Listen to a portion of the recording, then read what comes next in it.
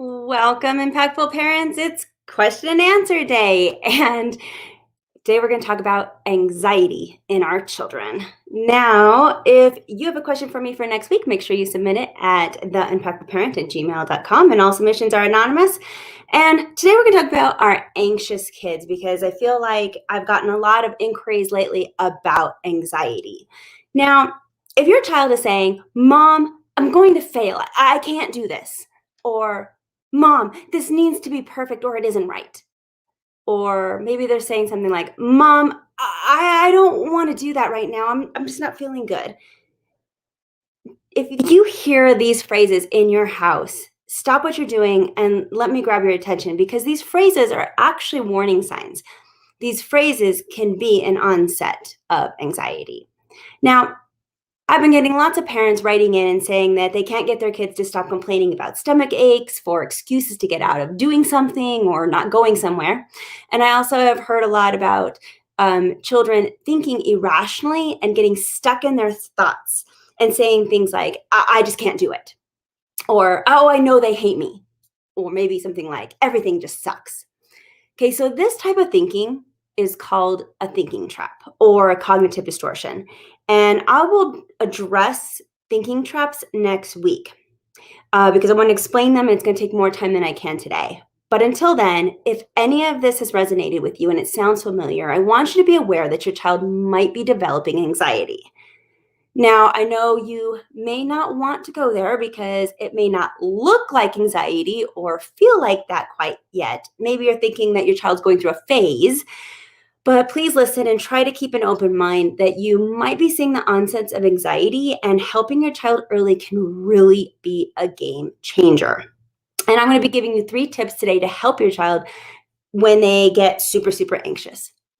Now, anxiety is not just feeling anxious or worrying. I think that's probably the most common mistake that parents make is anxiety is not just nail biting or tapping their pencil on their desk. Anxiety comes in many, many forms.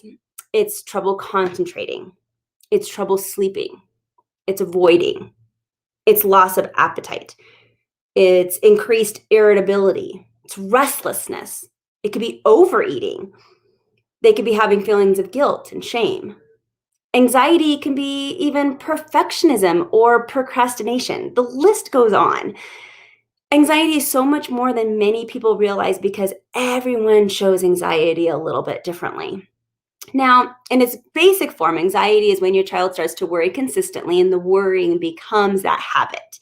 And once a behavior becomes a habit, we begin to lose control of what we're doing.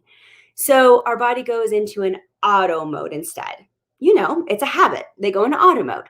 So with anxiety, our mind tells our body that there's danger near, and anxiety kicks in to protect ourselves.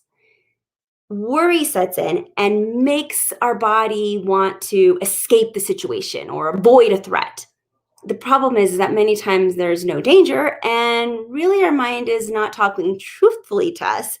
And a lot of what we see as danger, our body perceives as a dangerous situation, is really not dangerous at all. Kind of like if your child gets consistently anxious over taking exams, there's not really a danger there, but they feel it the same way as if there was.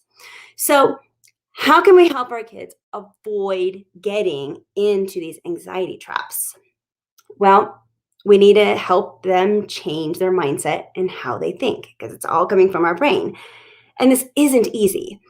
If their minds are telling them to protect them from danger, then your mind has to be reprogrammed not to overreact to false threats. Teaching kids to control their thoughts will result them in learning how to also control their actions. And that's where some of the magic happens, right?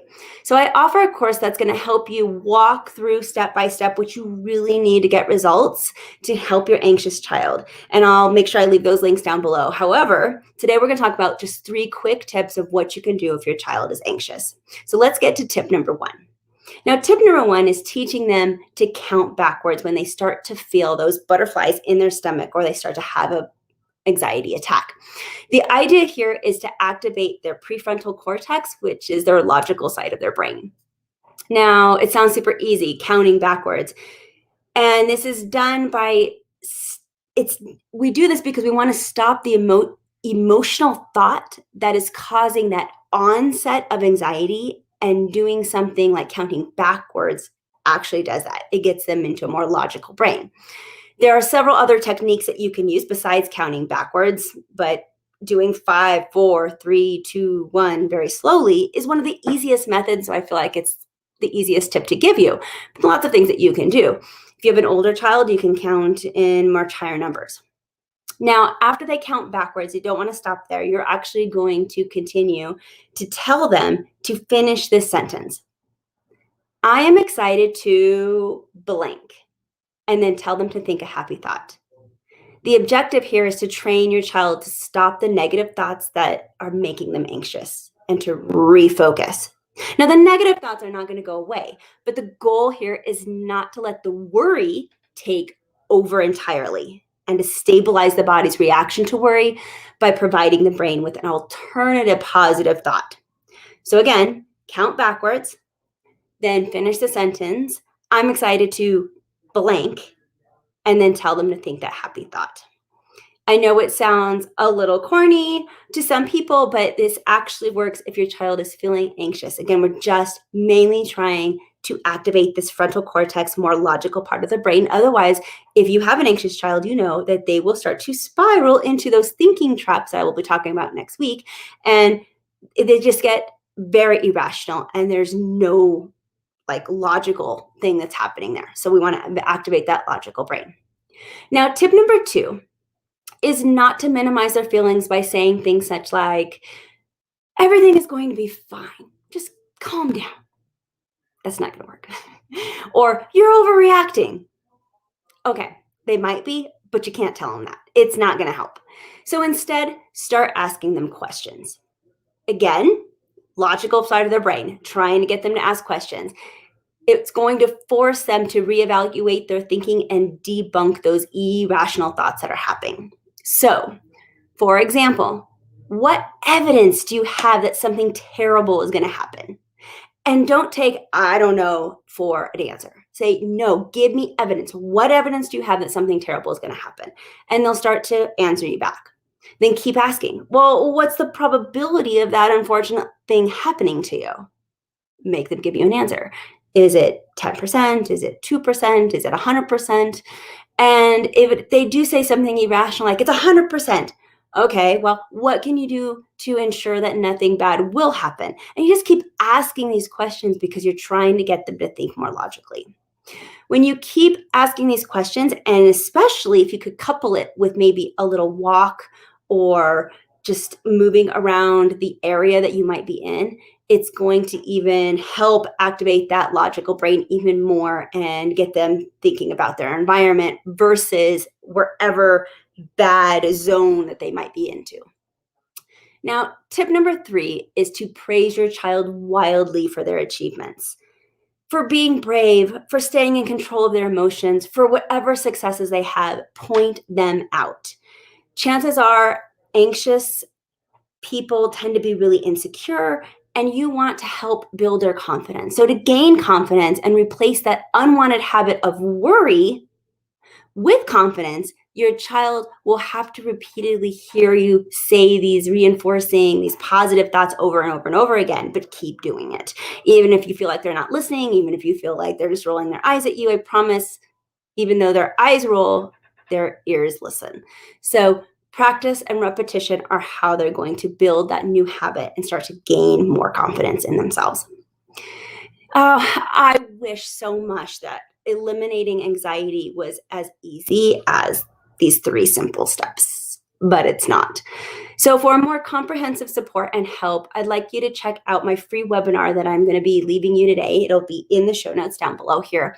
The link to that is theimpactfulparent.com/anxiety-webinar. And it's a free webinar. I give you a step-by-step framework that you need to actually start seeing change and helping your anxious child. And on top of that, I'm going to be starting my behavior management course coming up soon and launching that. I'll be talking more about that in weeks to come, but it's really exciting. more free stuff for you to get help for your anxious child. It's absolutely free. All it does cost you is your time. So go help your child, find out some new tips, even if you can learn just one or two new things that maybe you didn't learn before to help your child. I really believe you're going to learn more than that, but it could be worth your time just to watch these videos. They're absolutely free. And even at the end, I can give you a free bonus for just the time you take for watching the video. So I hope you go there.